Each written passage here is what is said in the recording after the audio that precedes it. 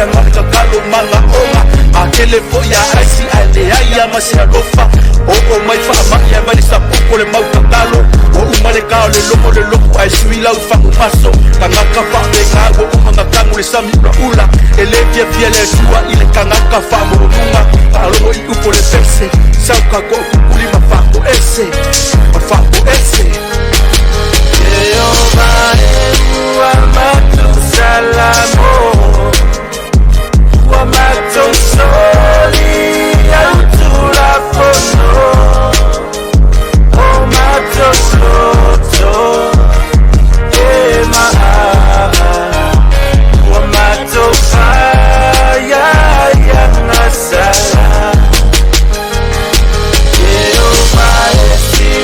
sila mayane wale ailaba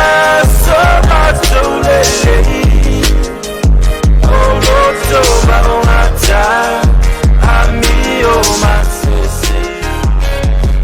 wali famanga lo mayane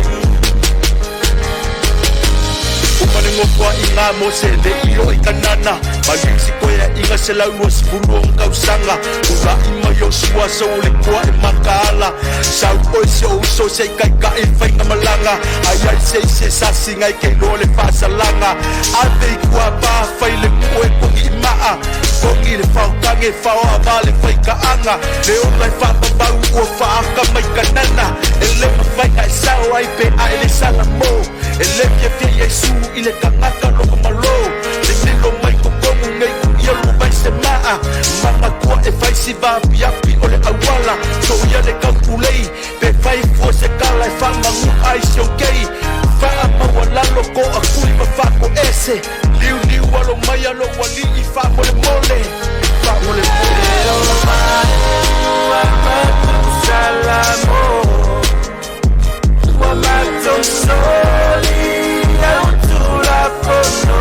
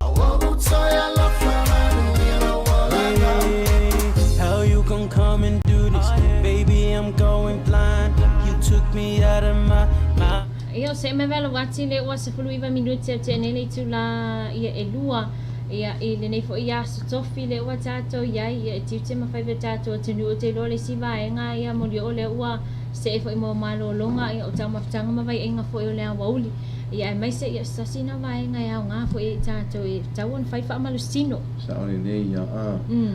o ke laga kemigei e mesea ia kakou lua auauli taimi nei ia lo fai lelei te lancha lesi o le taimi lanei ia wai umaloga o fai tamafutaga foʻi o le auauli ia mo ko nga menga o mai lo malisa wala vai anga luenga ngi aso ai pe la nga le sa nga fo ia alidi fa sing falo ki lunga falo ya ba le o ini sera tolo fanga solo le ana pongi fo ile le tanto so ia po ole vanga fo ile le tanto state of emergency ia awala va ia le tanto puipuinga ia ma tanto no talo fo covid sa ole le ia pe ole o pulanga mafakia nga we ka ko linke fai nga ka kangi ko sui mo fai assim fe lolo ia on me ai mo fai ia ka kene fai tio fo ia nga ile nga ka ko le la ve o lo la ve o la langi ako e o i ngai ko Pasifika ia o tu la vai tu no mau ia e pau al me faftai ia lo mo mai tala ia wa pe New Zealand Australia America le o lo to atende ia le pa ia malu na tunu o lova pena na mau wai o tatu a inga mau ia e pe lo mo mai ia fa matalanga fo i lunga o pe tsailang wa o New Zealand le la me in stage 1 o Australia lo tu mau pe ia ni si fo o la to puipuinga fo ia la le i le la to lockdown o tatu ia e le sta to ke sa ia le ia mas ke sa mo ia ma lo si gere kalo tatu sa mo sa ole ia ole la valo sa ngale mo tatu wa tinu ia wai a o ina tatu wa mai mo ma tatu wa baba ai te foi ia I lungo penga te failangi ia I le totelo ina to lo maftia ia o nai a inga ia o nai wo mai ma sani ia sale se na tu ia ole a mo tu sia maftanga nei fa ma ia ai ia tatu ia le lo o sanga le busa mo o lo o feal le fia mo el fia le stulanga le a fa no ai sa le nei ia Wel mena e faftai ia I tatu lo ni sa mo nei ma se popole sa ia per tu la foi nai e fa malo e fo I tatu malo ine afionga foi le pale mia man kapineta ina ngata ile la to umolo fai manatu yo fai foi tonu mole le nei on tatu atu tu sai foi male puinga ia fa malo foi sunga ili tamai tai fo mai me mal au tau si mai la to umolo fa pena fa ngai mal quarantine wa o te lo ana fa pe o so to finga le o fo mai po se tau si mai foi fa pe to inga tu langani o te le fio o I dau va ma o mu fa no me lo fa quarantine sa ole wole va na fa ma vai wole va no fa ma vai ia malolo sa ia ma le o mai tawa te fa ni se la te le wa tata no mai foi lungo le tata wa live ia ole sunga ia fowina sa manga filoa ia mana ia fatuanga ia monai fa nau ia to anga le aonga awale faia na winga lo fai matua from Sydney Australia ia ole sunga na ia leone pule ia mai talo fala from now pen Australia ia lo wa se futasi o lua ia taimina le we ina to ia te wifi fo isina vave ia ole taimia tato ina Samoa o lo foi tisi o tato wa wompa anga o penan ma futa mai nei taimi pa talo fatu ia tua sivi to le afua tali timu ia o lo va pena na o mai na request song request please o le master ia o calling by Tepora fatalo fo ia Nise Brown Simona ia lo pena ma futa mai sini Australia ale ngata ile to fine ia Carol Multalo ia lo fa pena fatalo fa mai all the way from California fatalo fatula no pe ale ngata ile o la por kalame fo I LAVASIGA le ultimo oi ale ngata ile o new chapter ia male to fine ia losi to ese Kia ora talofa lava tausala ma lolua va se lua nea uli ma na yam tau putan no ina ia le wa eva aku Palmerston North New Zealand request aku ia pese ia ole so oli mai pai esta se fa ke aku ai malulu ole uli ma le malo se ki munga ia mako manguia vanga le uli awala te pole los la umona ta tu taina le e to fine ia li e pese foi so o lo e fata sanga mai ai ai pe tu langa na lo i o le ai mana ia tau i Samone Saole ia saya mana to tele ia walen a mata tato wa singa fu pole amatanga leva yaso ia ina timunga ia leva ya tu ia la son na fi mo ilava ia ona timu po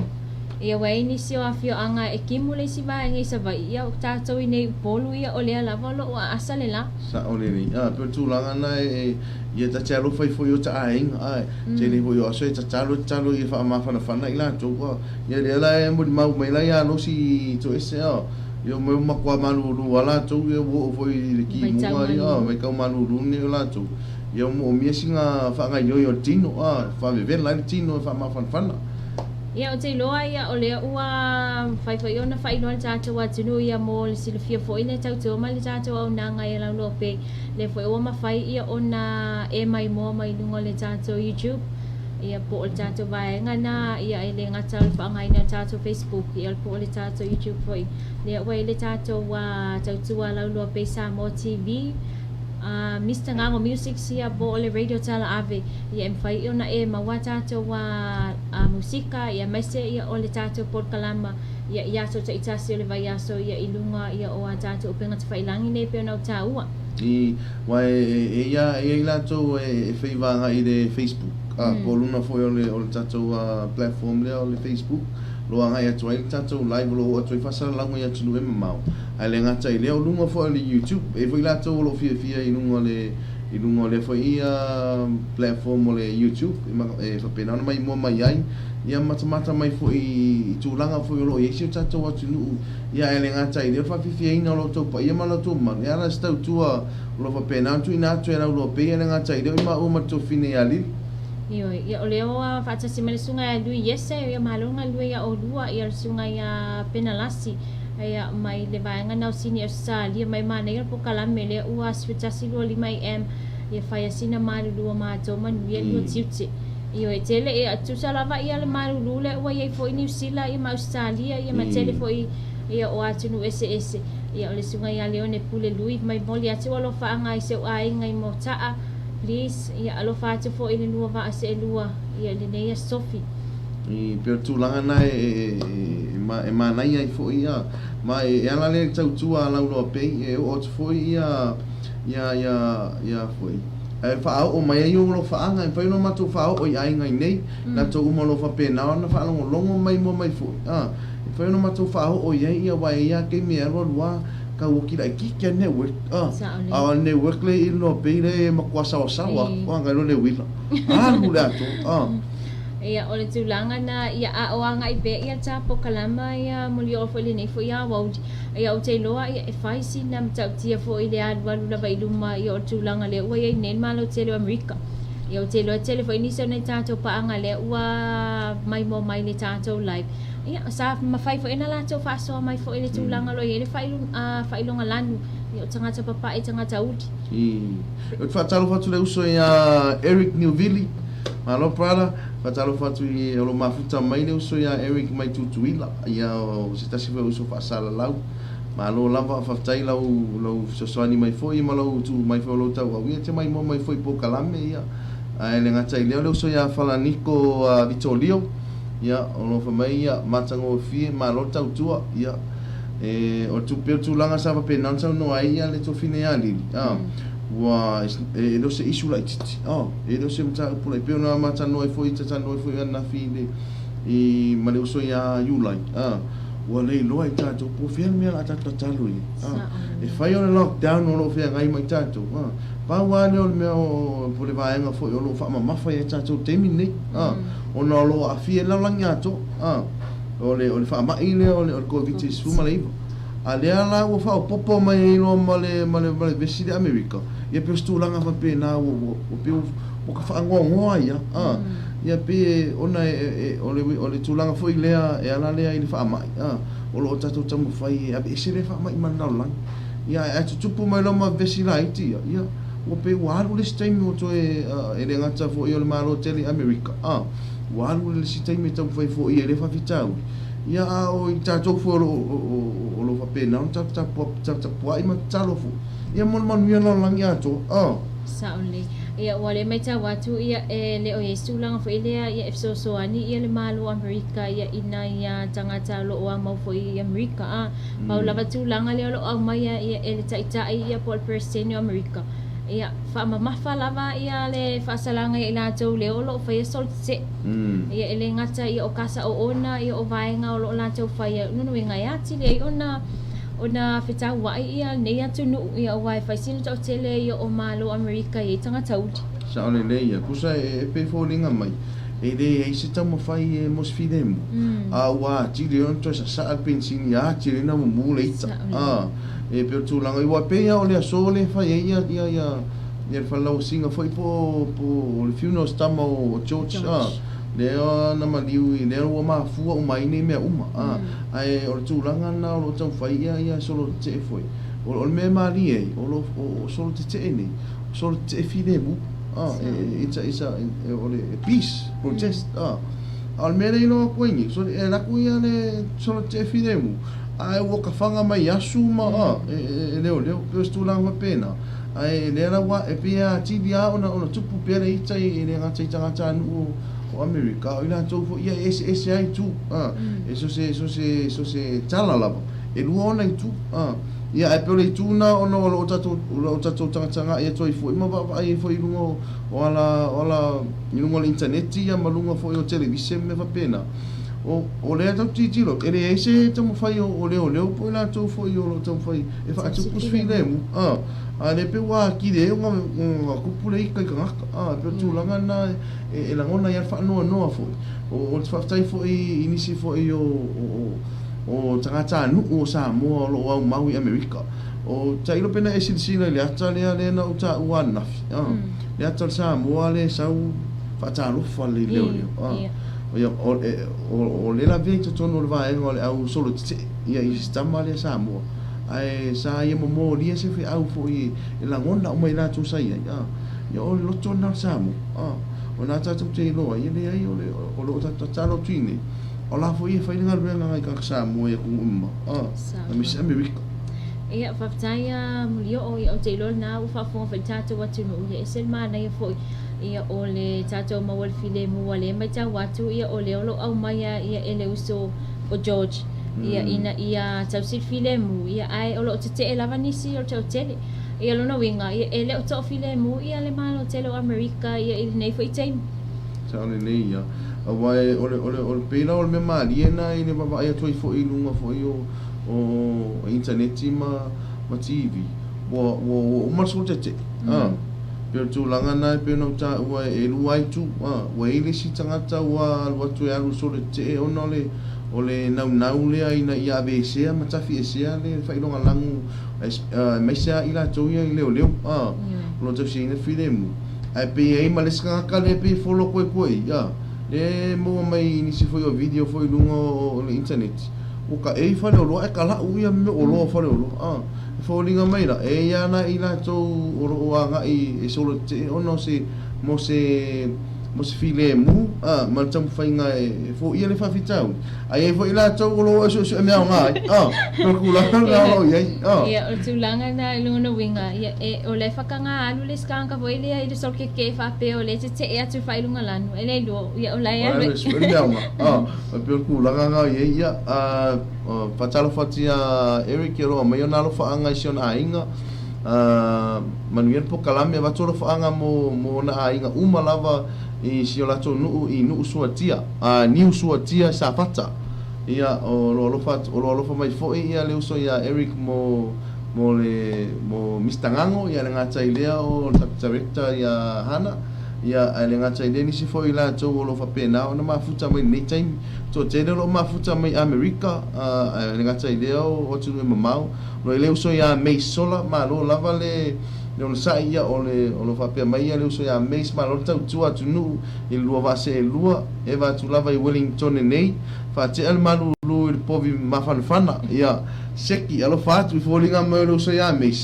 o lo fa inga renga fa man wa ma pero lo mai o lo fa ma fana i ni si foi o ia e ta o povi ma fana no winga fa man Ai le ole pomi foi le fai atu nei tatou le fai.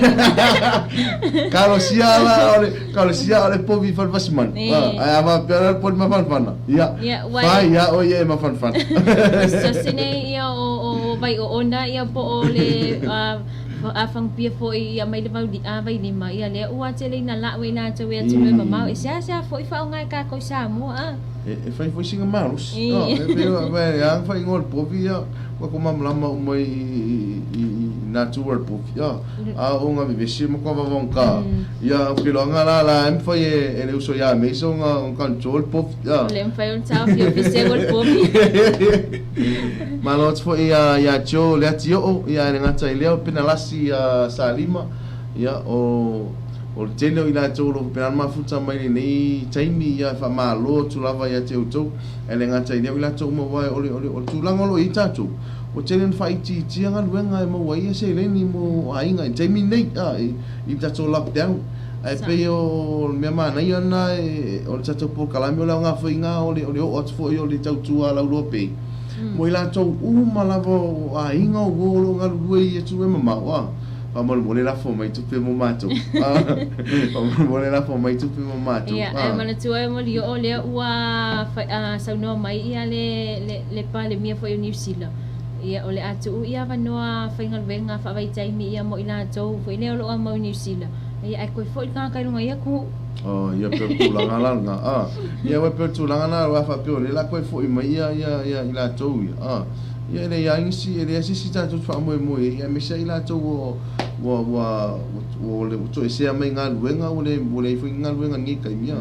ia pe ko ai nga New Zealand ma Australia ma America le so soangi mai mo ka ku sa ole ia wale o tele foi so soani al malo la to ia le lockdown lo ia New Zealand ma Australia ia le wa maua ia la to wa fa mama avenga foi le ia ile tongi no la to fale ia wa ia nei fa mama avenga foi le mo pen fitel vai ngai so kalau sia mo men ka ping fiki wa penga iyo o tulanga na ia le wa fia le si ya tanga ta foi le wa mau ia tunu mamau ia fai le lockdown ia u fa mai ia ngai ko kelo le ia le wa fa le konga luenga ia wa pesi fa ma ila to ia wa malo longa luenga ele lo le la va sai ni la va ia tele la tu sia na pe tulanga ia fa malo ti ainga mau ele ngata pa anga la LOABAY ia ila tala avili ni ia ia na sato weba e mo fia mo ata ia o pe na mo ma ni si fo to fine mo so fo New Zealand fa ia sine malu lu tau ia to no na musika fo tu inatu ia fa sina lalo ho inga fa tu po fo ile ngata mo so fo malo loina ia mo sin ma fa na mo ia fatalo fale sunga ya pena lasi sa lima fa mai o mato I nei o le lava ia e fa inga luenga ia no wenga le laki va inga le lava fa wa le ala laki ia fatalo fat fo ia la fa ele to miniko pena ma futa mai fo e tu sai fo I matato tala avele nei o uli ia nisi fo yo pena ma futa mai ma futanga penumia ia malolnga lue lau sunga malau so atau batolo fa anga so mato a inga lufi ai mai se ia se to lua ma se fa nau alo fa anga batu I nei New Zealand ia maftanga ole pe o lo tau vai atu o to tendo ila to ia ne o lo fia mai ma fa nga ina le afo le o nanga le al tala ave ia le ngata ile afo io o tatu o e vanga fo musika we fa o le tatu tiro tu sai fo ma comments ma message tu sia pero ila to yo lo fainga luenga yo lo I nei la to tai to lu am fana sa ole pero le ngala ole por kalame fo I male o nanga le LOABAY radio talapi se mo moli mai ko lo fa nga I to ai ngai nei e fa ta lo fa tu la le LOABAY mo o to umala mo lo ngal lui ya tu no mamau New Zealand Australia America ma so se va nga la ko orke rope lo to ngal luenga alo la fo mai to tu pe nei samo malo le tsi ai nga malo le lo fa mai sa mo ia wa e mana tu e amuri o le wa I ni se na to fo ile le I to fo I lava ia I New Zealand po Australia ia le tali fa mai se longa lava mai ia le tanto wa va nga le lo ia nei ia ile tau fia ia o va lele ia mai se ia o le to telo ila to le o no fo lava sa mo se mai el quarantine fu fa so fa to fo Sa ole le ia. Wa le ole tulang lo ye na ila to lo ye passport ni sila. O passport foi Australia e fainga malanga e simila tu. Ai pe ole tulanga na pe so pe foi fatalo fatoi foi na fa ainga fatan malo pe na ele le tuina tu le live la lo pe ni tai au le fatan malo le tamisina ai resort. Talo fatoi na fionga ya tu ya tanga Nathan Park no ia ma pe pulenga. Mai la tu umolo ole winga fa matalanga. O isi o kako ainga yo ku wai yang kala le balai ia malai balai di pola ba o le si o le bang fifa ipo ai se kala la banga wai aku fo siku o ai la vai ta to o ma futa mai ia tunu ma ni si la Australia America so se vai ngala o te mi fai ipo if o mai ni sa mo fai ipo e per ku langa langa o le si no fa kali au langa o le si ku fai ipo ma sin teni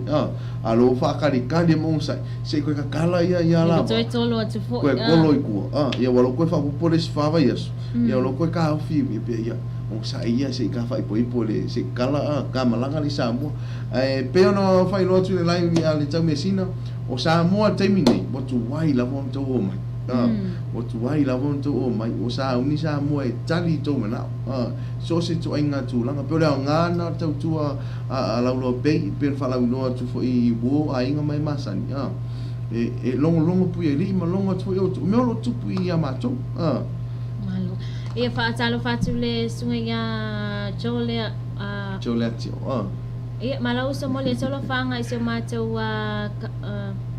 Kampangi Island Rock ia malpor kalame malon nga lue ia ole sunga ya tala ia anga funga ai ni malon tau tua tunu nei aso fa pesia panga o lua nga lue nei aso ia ole sunga fo ia Andre ia maftanga ia le fo fa tala fa mai maftanga mai faisina malulu ia o tonu fa simanu la to ia malesunga ya Ruby Alex mai o kaika o kafia fa ipo a wa kuainga kakala la kia ia o fa tala fa to fini ya Ruby Alex o Ruby o lo i New Zealand taimi nei e pe o tulangan na le au amata no mai mo ma wala vai ngai me lo tu o fia malanga mai sa mo tu vai o tala tu lava lo no winga ia ono sai le titi ele o te mama fo ia ona to tala vai le tele vai ngai mai se ia o tatu ba ale ia wai ana fa pe ma fai ona waku se ka vale fo ile po ia o leva ona o mai le vai ngai le e fa tino ia tele fo ia o ala to fa poipong pa wa fo tuanga le to fine a Rupi ia tu mau ai se yo o le aso e to te ru malanga mai i te o tu le aso te ru malanga mo sui mo se te ru o mai ai malon ma futa mai ia te lo se tanta wanga i sina musika fa wa le ni fo ia wa uli tai fe tato te no ia i sina musika so ani fo ia te o ia ile fa wino nga venga ia mai se pa fa na wa se ia tu ia mo malolonga ia ole nei fo ia wa uli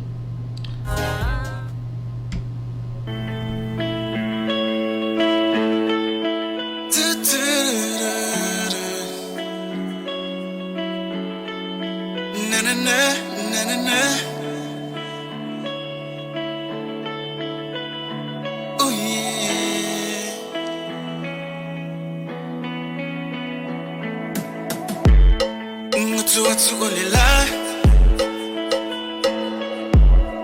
Malume le ponga fainga ta